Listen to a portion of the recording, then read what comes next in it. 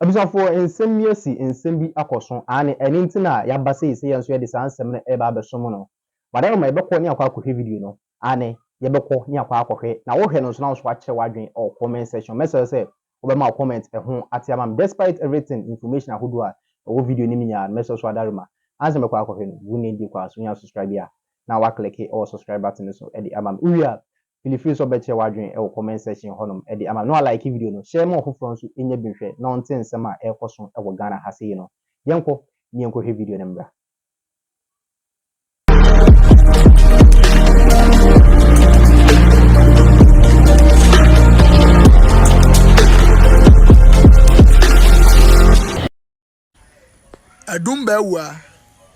Adumbewa is one of the leading members of the NPP. I was Ashanti region. I see omo beto abekwa na regional chairman. One eye untimi mu na na preso. Na osi abra John Kumah wu ya. E ko be in the first account mu. Scan that the late John Kumah account mu $30 million first account. First account, $30 million. Olim say, John Kumah yeke obeye MP 2020. And obeye minister, I think 2021. TNU, deputy finance minister. Because of say Oya Akufo-Addo boy, no, and the man in that position. Abra, Obuasi West Kwaku Kwatin a free finance ministry. And he did John Kumah share. Now him say John Kumah nko account mu $30 million or no John Kumah no we nye kenofori atawo. Afi won wa de kronti na Sicilia da pa awo almost $18 million e hye ne pass no. Ayeyi mu $1 million awa hu no. John Kumah ne ye kan. Hwe we enye gabi o kire da ko. We nya santi bedi etuo. We nye ya osafomafo we ye John Kumah a no omo bra bia o Ghana ha and so be MP utie we ye John Kumah me ka tro se sika no omo hwia de hye dem sika nkofo we hwia de hye dem ehu na adom be ko opposition we be hu sika NDC aban ne ba power obagie free san nkofo we mu ho e be ti wonsem ene prison service headquarters ye pamu so muntu no munko because ya tonama estate developer bi so me developer parks and gardens ya ton parks and gardens so me developer abra se John Winnie hu sa Chimota forest wa tonama na ebusuafo me si ansa na Akufo-Addo aban be free Flagstaff house no on be ton Accra Sports Stadium on be ton Jubilee house ama omo ho corrupt people in power. Very corrupt. All of them, ama akosi saying, say what you say. Number two, they have not been able to deal with corruption. And he said, even if the leaders themselves and corrupt, the legislation to deal with corruption. And no also bet to me a critical problem. And notice how say as a lawyer, no, or even when you're a lawyer, the provisions in so many enactments. I see a dealing with corruption. What you said, 1960 and 25. You can understand why there's a problem. Okay. Office of Special Prosecutor. Okay. That's what dealing with corruption. Yoko see what dealing with corruption. Shiraji is what dealing with corruption. Once and I'm saying, same people Office of the Special Prosecutor. I say, or society will be for corruption. Or investigating a drew Yoko say or no there any corruption will be him and TM call back would the obesity and fan Koshiraj so on the major.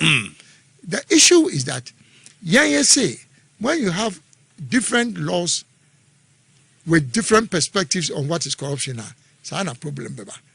And may say we will isolate all provisions in respect of corruption. Just a mrabia as a deal with corruption.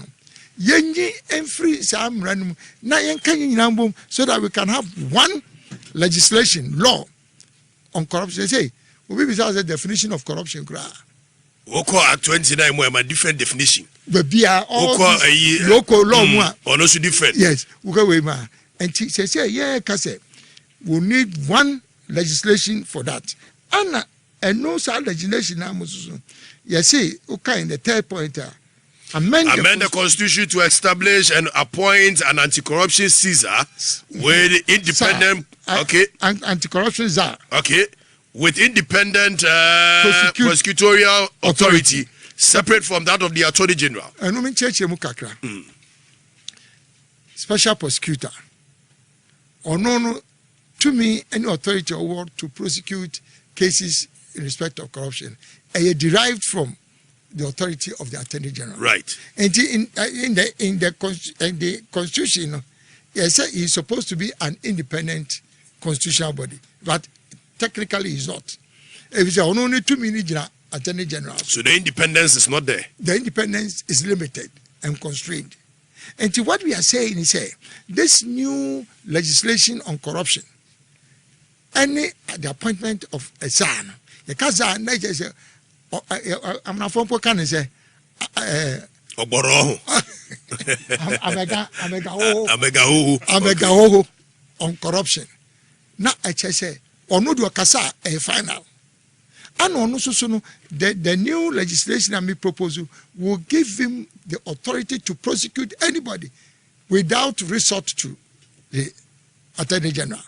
Because on deriving no authority to prosecute, he doesn't derive that from the Attorney General. Now that independence alone means he said even the president, any government in power, may say me president daddy, and I'm also not me and I am saying that independence of the son obey me prosecute me, I'm your president, enemy officials, I will have no. You will have an amendment of the Constitution. No right with the new legislation to be able to challenge his authority. It's any of us were completely independent. There also be also so. Me say, review the Procurement Act. Ghana has say, open baby a corruption. Ye timi a hona ye nature corruption power from the Procurement Act. Government contracts. Laura, so who a private man now walk on corruption is free and ever. Corruption, we a private man now who call project. Corruption, corruption do na every government contracts. I didn't know you say $5. Now ubi say million $10. Now $5 no.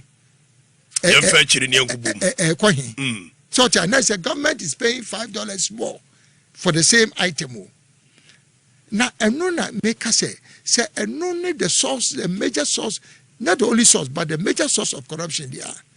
Number one source a deba under the Government Procurement Act, and it's so.